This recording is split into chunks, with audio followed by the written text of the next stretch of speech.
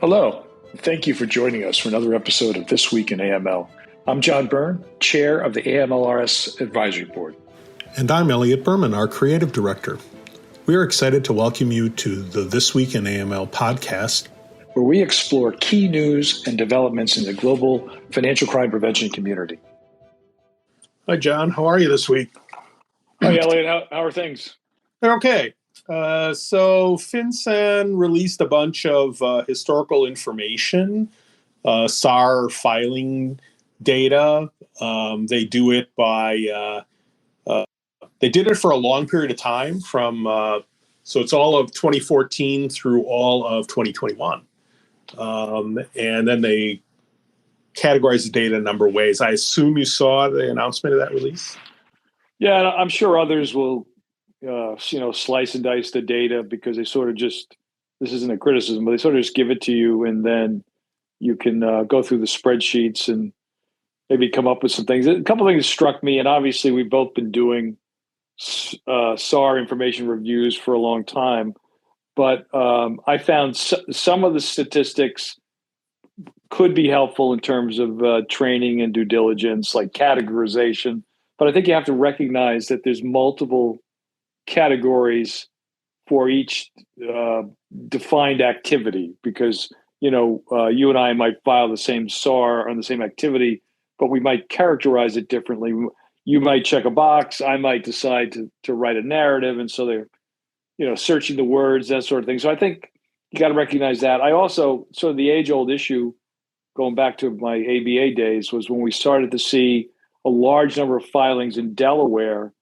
Initial question was, why is that? And of course, then, and to some degree still today, credit card operations are there. So what will happen is you'll file a SAR on a credit card fraud and you'll list Delaware. So it doesn't mean that activity is originating or occurring in that state. So you have to sort of look at some of the stats with a jaundiced eye. But I do think,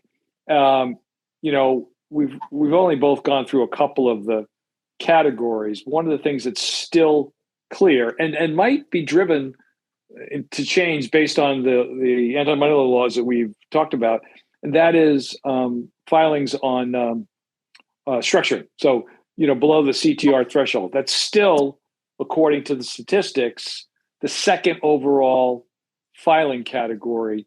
And I think that that's an area where we've talked about this. Policymakers and regulators may get to a point where you don't have to file extensive detail on that going forward. You can simply send it in. It was an $8,000 transaction or whatever, and let the government folks sort of sort it out. Yes. That's certainly a possibility. It's interesting. Last year, in all the different ways that structuring gets defined, there were about 500,000 SARs that fit into the larger structuring bucket, and that continues. I mean, that has increased every year across the years that are covered by the 8 years that are covered in this data. So it is going up. The question is, what's the risk profile that goes with it? And at this point, it's really just an on-off switch. There isn't any. If they're high risk, you have to figure it out in your investigation, kind of a thing. Right, and one of the other exhibits break it down by year, in addition to the 7-year totals. And just looking at these things quickly, a couple of things struck me. Mass marketing as a category in 2021. So mass marketing fraud schemes up to 20,000. Last year, 19,000. And you go back to 2018, it was only 9,000. So that's interesting. I'd be curious what experts think about that. And then, of course, the credit card fraud that we just alluded to, still very high, 140,000 in 2021. And it's been over 120 for the past 5 years. So that still is a major way in which frauds are committed. Yeah.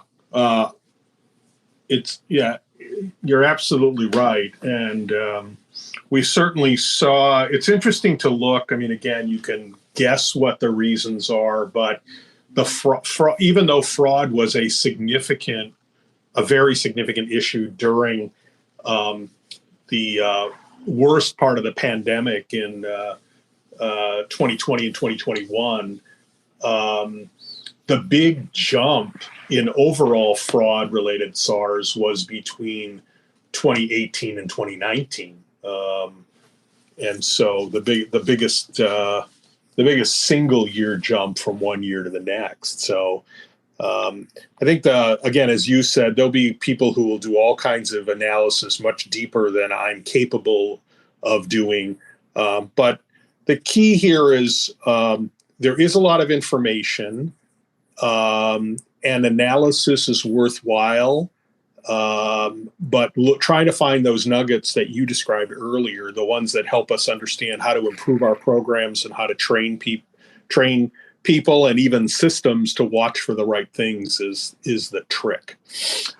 Right. And some of the things sort of confirms what we continue to believe are major challenges. Identity theft. Still, the total percentage is, maybe 4.5%, but still top 10, right? So credit card fraud, identity theft, check fraud, sort of the garden variety things that we're concerned about. I noticed things like elder exploitation, not a lot, but the overall filings, depending on your definition of a lot, 214,000 since that was an identified crime. So that's still obviously, to those folks that are impacted by that, that's a big number. Mortgage fraud. There's some really, you could probably spend a bit of time sort of walking through all this. I would just mention a couple other quick things, and then I want to hear your final thoughts. We see a lot of ads about reverse mortgage fraud. No filings on reverse mortgage fraud since 2018. Zero on SARs. Now, that doesn't mean it's not happening, and there's some identification in some of the footnotes that you'll have to look at, but that sort of jumped out at me. And then exchanging cash, small bills for large bills, that's mentioned over 7,600 times in 2021 as a possible source of illegal activity. So I thought that was interesting as well.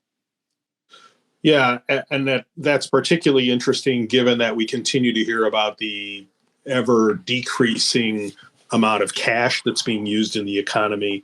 The point is there still is cash, and if you've got it and you're looking for ways to try to hide that money, you still have to go through some of the kinds of steps that you and I have been talking about, and we've seen presentations at conferences for the last 30 years. Yeah, exactly. And so little fun trivia. The categorization is 97 separate categories. Suspicion concerning the source of funds is number 1. Number 97, chip walking. And the reason I know that term is because we've been able to sit down and interview some of our peers from the gaming industry that talk about that. So obviously there's some broad categories here. There's some relatively new reporting that would sort of explain some of that, minimal gaming with large transactions, that sort of stuff. But there's some fun relative terms, some fun stuff here to look at and look through. And like I said, I think there'll be some of our colleagues will be working on analysis going forward, and maybe we can do an actual hour-long program at some point and sort of walk through some of these things and try to understand what we learned from all of this. Yes, that would be. I think that would be useful once the analysis is done. I'll be curious also to see if FinCEN puts out any analytics to go with the raw data.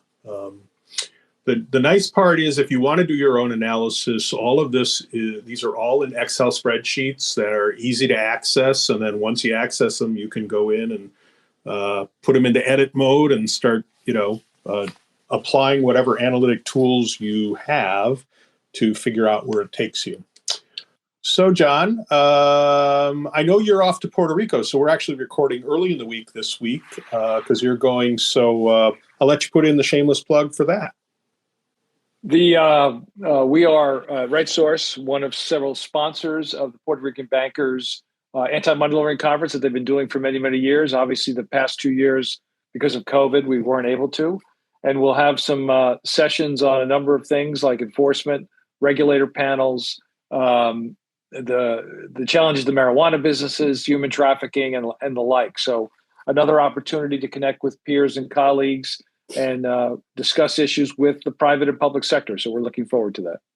Yes, and the April webinar in our monthly webinar series is on domestic terrorism, and I'll be sitting with a panel of experts and talking about this continually emerging and expanding topic, both in the U.S. and abroad. So please to register for that. That's April 28th, and it'll live stream at 1 p.m. Eastern time. John, you have a safe trip, enjoy the conference, and I will talk to you next week. Take care, Elliot. Talk soon. Bye-bye.